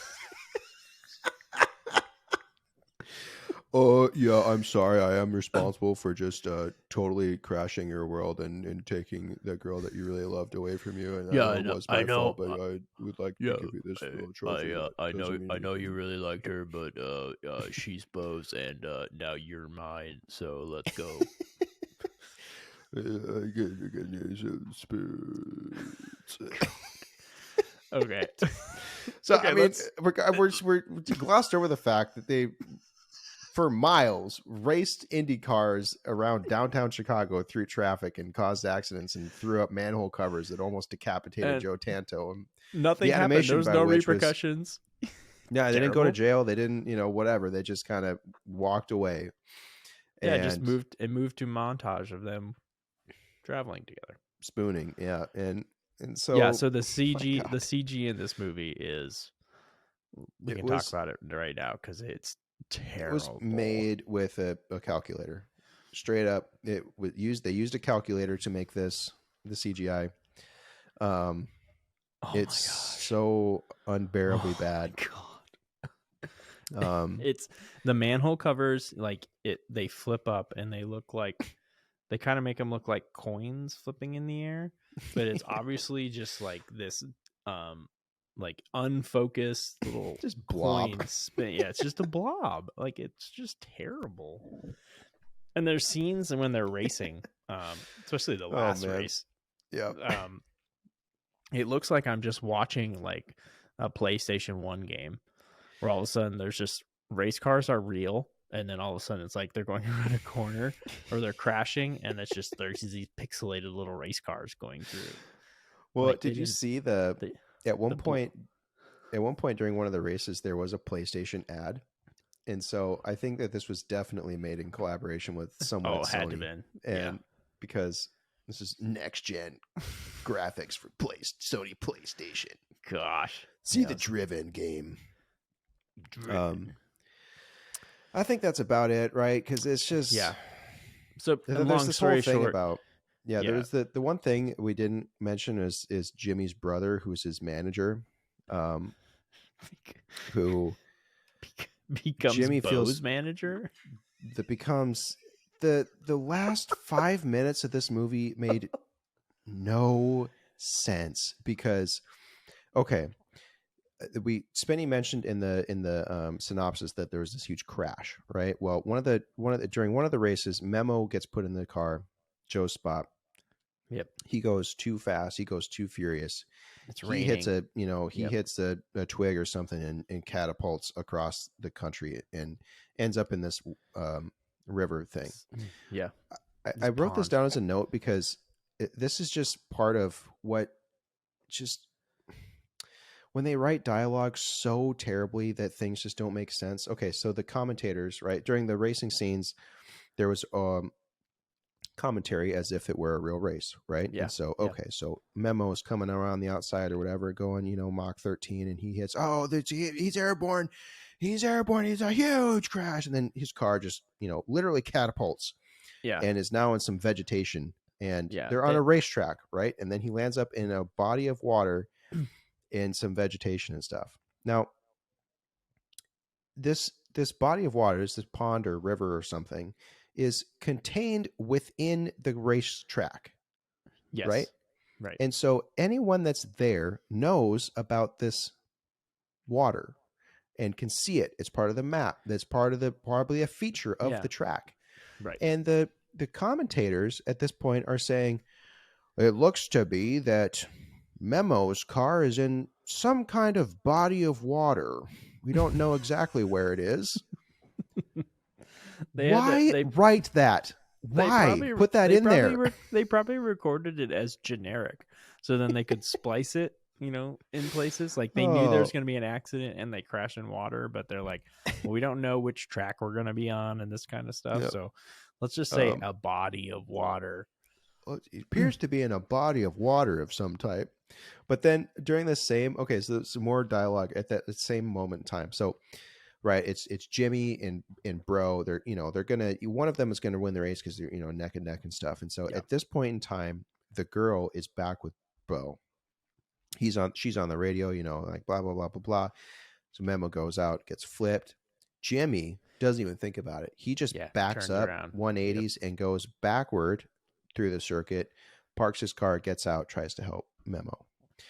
The girl comes on the radio. Bro. Sophia. Bro. Yeah. You got it. Memo's off the track. Jimmy just went to go help him. You got to go help. You got to go help Jim. You got to do something, bro. And then he says, okay. So he turns around. Let's do it. The next thing she says, what are you going to do, Bo? Are you going to go get him? You better be careful. She told him to go. What? Might have been an edit issue. But. So I don't know. It's just whatever. So okay. They crash and whatever, and then blah blah blah. Next scene, Jimmy's in the hospital. Joe Tanto, man, I really screwed up here because literally this was all his fault. Yeah. Telling Bo to get the girl back precipitated everything that happened. And he's just in the garage. It's raining. The race has been over for 5 days or whatever, and it's just raining. It's dark. The car is back in the garage. It's a heap of metal and scrap and stuff. And it's, I don't know, midnight, 1 or 2 or 3 in the morning. Out of the shadows, another sewer rat comes out, just wheeling out. It's the boss, right? He comes out of pitch black. Yeah, he's in a wheelchair or something because he have a crash. It doesn't matter. He comes wheeling out, and he starts yelling at Joe for, I don't know, something. And he says, yeah, the kid's out. The kid, by the way, Jimmy, was at this point still in the lead. Wasn't he second? He was still winning or in second. He literally is in second place in the championship, and they decided that they're not going to keep him or something. He's going to be out. There's still a season left. He doesn't have the mental fortitude for this. Yeah. He's got the talent, but he just mentally doesn't have it. And you failed, Joe. Yeah. And it's your fault, Joe, even though the boss pulled him out at the time that he was actually helping for Memo. Yeah. That got in a wreck, that messed up Jimmy. And so then the boss says, yeah, we're going to make a play for that Bo Brandenburg. Ever heard of him? Kind of a thing, right? He's like, yeah, we're going to try and get Brandenburg instead. You mean the guy that's on a different team and actively lead? Like, who you're competing against. That doesn't make any sense. So, and Joe's like, and then he says, Bo Brandenburg "Yeah, we're is gonna obviously on a better team." yeah, we're gonna get Dandelion or whatever to broker the deal. It's Dandelion's Jimmy's brother who has some weird name that starts with the D, and it's I don't know, Daedalus or something. Demille. So okay, it's Demille. Let us get this straight then. The boss of the team that Jimmy was driving for and winning and in first or second at this point says, I'm going to fire Jimmy. I'm going to use Jimmy's brother, who doesn't work for us. He works for Jimmy, to broker a deal to mid-season bring Bo Brandenburg to our team for the rest of the year, I guess. Well, I think it was they or the brokering next the deal year for next year. Yeah. But either way, it doesn't make any sense because why would he go to a worse team? But so then so then these dominoes are falling. Joe learns of this treachery. Who does he tell? He tells the brother of Jimmy, not Jimmy. Right. Right? I know. He tells all he says. He goes up to the brother's door, knocks on it. Jimmy, okay, so the brother opens up the door to a house, right? I know what you're doing. Yeah. That's it. Brother doesn't say anything. Closes the door. Jimmy's Next back scene. There. Jimmy was back there saying, who's that? No. Next scene. It's Jimmy in a hotel room. The brother's leaving the hotel room and leaves the hotel. They did this cut where, the door closes and then it's them inside and they were at a house and now they're in a hotel, right? So ostensibly some amount of time has passed. Right. And so they're in some random hotel, right? Yep. Dandelion leaves. He says, I'll be back later. And Jimmy says, sounds good, bro. I'm just here eating pizza and, playing with the PlayStation or whatever. Resting my foot. Resting my foot. And so Jimmy gets a call. Who calls? It's the girl. It's Sophia. It's Sophia. Okay. Yeah, that's her name. Right. And then hello. Next scene, Dandelion's trying to get in this valet car, and Jimmy comes hopscotching out because he still can't walk. He didn't bring his crutches or anything. Right. Well, yeah, because Sophia calls and says, I just think you should know as a friend. As a friend. And that cuts. And so then he comes out. Jimmy hobbles. How could you do this to me? You're going to do a deal with the bro and the whatever and my on the non-team and stuff. And so he says, I poo-pooed you. I did everything for you. I did everything for you. And you did nothing. Right? And he's like, I made myself happy for once. And what do you think I did? Did this guy remind you of Jim Carrey at all? Not in a funny way, but he had the same Jim Carrey look as Liar Liar and he does. Truman Show. Yeah, he does. And so okay. So Joe learns about this treachery, doesn't tell Jimmy. He tells the brother. To what effect? What does that do for this story? Anything. It doesn't do anything. Well, so that's what doesn't make sense. So this whole thing is Joe is supposed to be mentoring and helping Jimmy. But how many times have we seen along the way that he does not help Jimmy at all? He is just a guy that's there. It's just another example. Like, why would he not go to him and say, hey, your brother's screwing you over? Why did Sophia have to call him? Why wouldn't it have made more sense into the arc of the story that he would go and be like, hey, Jimmy, I just want to let you know that your brother is brokering a deal for Bo Burnham to come over and drive IndyCar for the team. You're second in the race team standings, but we're going with number one. Anyways. But then there's a triple cross or something, because then at the last race, Dandelion has the paperwork. He says, just sign here, my man, and we got you a spot on a worse team that you're competing against currently and have no reason to move to. And bro says something like, oh, yeah, I do whatever she tells me. And Sophia says, literally nothing, I don't think. And then Dandelion flips out, and then it's, so what, you just played me? Yep. And then she just punches him in the face. And so was the whole thing a gag? Did the boss concoct this entire thing to fire Jimmy up? To fire Jimmy up? I don't know. The boss thought that by telling Joe they were going to replace Jimmy, that Joe would go to Dandelion. And then I guess they would also secretly be colluding. So for this to work, the boss would be colluding with Bro Brandenburg and Sophia to say, hey, just play along with us. I'm going to tell Jimmy's brother to go get a deal with you. Don't take the deal. We're not interested. We're still interested in Jimmy.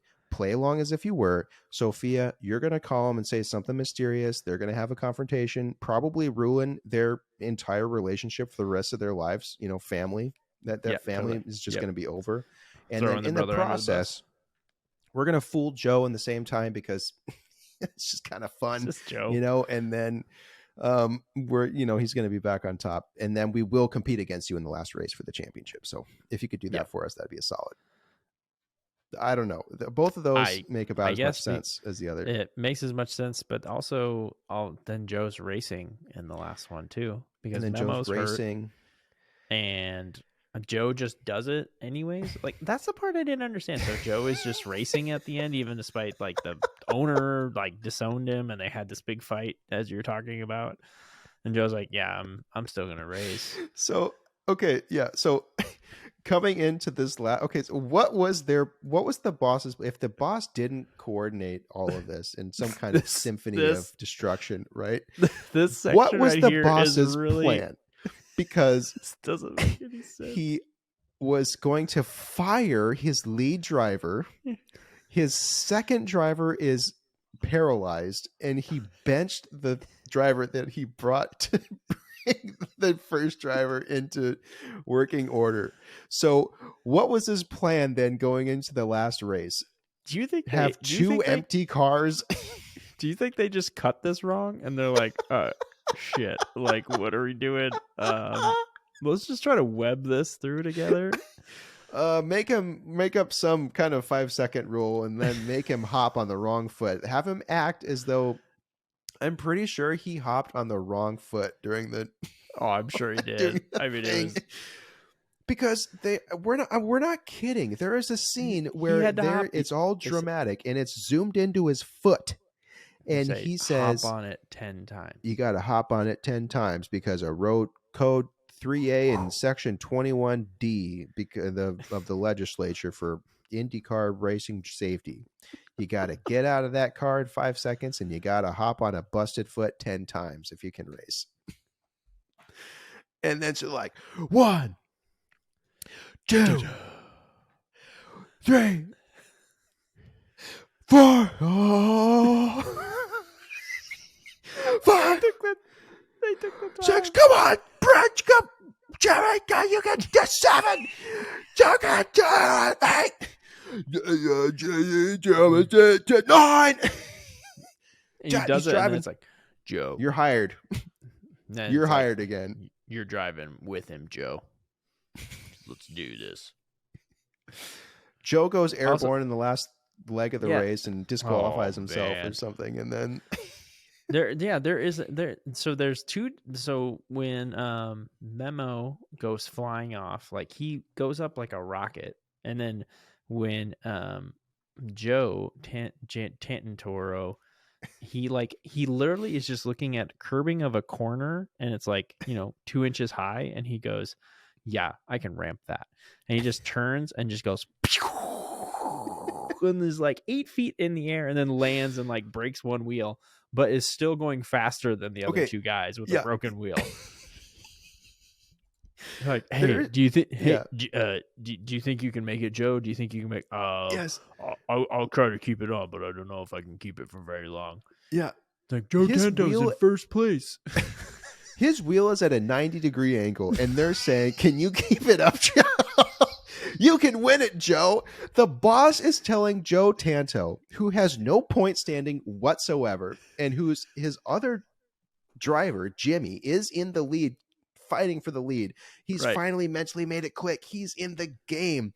Joe Tanto rockets over a pebble or something, and then now he's in the mix, has a busted wheel, and the boss is saying, "You can do it, Joe. You can win this. You can hold him off."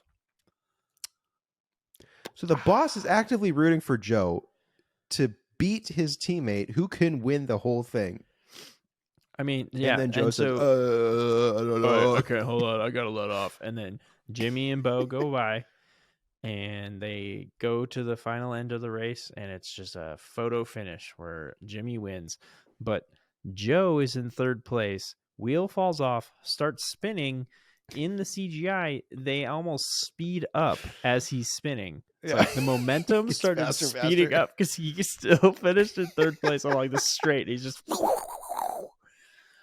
And then so Jimmy wins, congrats to Jimmy.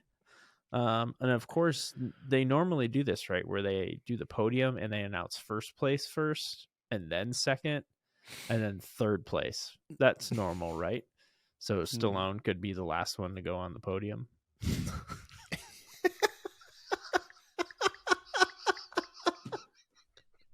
At this point, they emerge from the crowd. They emerge from what looks like just a concert setting at Bonnaroo or something. There's no stage whatsoever to speak of. It's just a field with some fencing, and Joe's in the middle of the crowd, back in his blue jeans and Carhartt somehow, and he's. Everybody's like, how the hell can we just fucking finish this film? Let's get out of here. It was probably the end of filming Picnic, and they're like, you know what, we forgot to do the podium scene. Just get up there and look kind of happy, because so Jimmy crosses the line first, right? He's the world champion. What he's been working his entire life for, he's world champion, and he there's a shot of him driving by, and he does one of these. And if you're not watching the YouTube video, it's a fist pump that extends about 2 inches, and it's kind of one of those fist pumps that you would give, like golf, a middle school basketball referee for having completed a quarter or something, like a less than half-assed fist pump. And Jimmy drives across the finish line. And he goes, "I win. I win." Wow, yeah, man, it's something else. I remember this being way cooler. Yeah, that's what I remember too, and that's why it's so disappointing. It's bad. So the director is Rennie Harlan, and he did Cliffhanger. That was his big claim to fame, and after this, I think he did Deep Blue Sea, the one about the sharks. Okay. But he said it was the biggest mistake of his career, because it was the biggest mistake of his career because it closed so many doors. He had said that I think he got $7 million from Deep Blue Sea, and then he did Driven, and he got $3 million, and his market value was never the same again. And then there's a thing that says Rennie Harlan and Sylvester Stallone were on good terms during filming. Stallone even invited him to family Thanksgiving dinner, and then based on Harlan, this changed after the film was edited because Stallone felt his role was too small and the marketing was too focused on the young actor Kip Pardue. This ultimately cost their friendship. And Stallone was asked about the film and said he wished he had not done it, and it's listed as one of the films he most regrets. We've had quite the number of those movies now, right? Or of actors just saying, "Oh man, I really messed up." What did you say about Maximum Overdrive? Stephen King said it was a moron movie. Is that what you said? Yeah, he said that exactly. He said he wanted it to be a moron movie. They also reported that initially that they wanted Leonardo DiCaprio to be Jimmy Bly. No, man. So that didn't happen, but holy smokes. Yeah. So, all right. Well, this is the Ascension to 10 podcast. I know we've been out for a couple of weeks, but We do usually rate sci-fi movies, but today we are doing Driven from 2001 with Sylvester Stallone and JAD. What score are you giving this? This is an Ascension. Easy Ascension. Yeah, this is a hardcore Ascension. I was really trying to figure out, is this worse than Battlefield Earth? And I think it is exactly like Battlefield Earth. Like it was comically bad, and you were laughing because of how bad it was, but it was not intentionally bad. They weren't trying to be funny. Yeah, or it's not even really. I mean, we were laughing talking about it, but wasn't funny. No. It wasn't like a enjoyment laughing during it. Yeah. And at one point, what along those lines made it actually funny is that while I was watching this, Sarah was in the other room doing some stuff, and she comes out towards the end and she says, "Do they have to play? Does every song have to be the entire song?" They play it, because it was every single time they had some kind of music thing, it was the entire song. It felt like they had to use the music because the dialogue was so bad. They probably had to cut so much out of it. They just kept doing those splices of different race weekends. It was literally, there was these fat guys walking around or driving in golf carts. Then it would move to the track girls with their boobs out, or tight little skimpy outfits on. And then there was some person just chucking down a hot dog or a taco and shoving it in their mouth. Like that, it just kept cutting to all that. Every single one. It's in most movies that do music well, music is supposed to complement the scene, right? And it's supposed to only add, right? It's not about the music. It's supposed to add to the imagery and the overall atmosphere of whatever story they're trying to tell in that moment. In this case, it was, well, I guess we have the rights to these songs. We better get our money worth and play the whole damn thing, because they made the movie work around the entire dumbass song, every single song that they used. That's what added to the runtime, honestly. It was just half a dozen full 3 to 4 minute songs. Literally the first note that I wrote, it says, they are leaning heavily on the music to really carry the movie. Oh, man. Wow. Holy smokes. All right. Enough. Okay. So that's it we've had a lot of departures from sci-fi. Yeah. Are we going to get back on track here? What's next? Yeah. It's a great question. For episode 30. 30? Oh my gosh. Well, that's really 33 with some specials, but episode 30. Canon. Yeah. You know what? I think we should do something really good sci-fi. And I think we should do Waterworld. Careful. I think we should Every do time we do good sci-fi, it's terrible episode. We should do Waterworld. Waterworld. The Kevin Costner thing? Yeah. Okay. Waterworld. That's what's next. Might regret that. It's been a while. We'll see. I don't know. I think I've seen it on reruns on TBS or something, but okay. I've never seen the whole thing. Well, buckle up, baby. Buckle up. Well, this was if you're still listening, thanks for sticking around. This was a long one. We had a lot to catch up on, and hopefully it's worth it since we haven't, put anything out. Definitely. So hopefully it's enjoyable. Remember to I guess this probably might come out late too, right? Might not come out on Wednesday. Well, we'll see. We'll see. Spenny's in charge this week, so yeah, you can find us on socials at Ascension to 10 on Instagram, Facebook, and Twitter. Find us at Ascension to 10 podcast on YouTube. You can also check out our website, ascension to10.com. And then if you have anything to email us at boys@ascension to10.com. So we can get some recommendations, or we can do typical days. Corrections. Weigh in on the candy tier list too. Yes, please. If we did that wrong. Yep. Hot in the streets. Not that we'll change anything, but it's just we can open up conversation. We can open. We can open. We'll open up. Well, is that until next time. we'll talk about Waterworld. He's JAD, I'm Spenny. Bye. Bye. Ladies and gentlemen, welcome to Ascension to 10.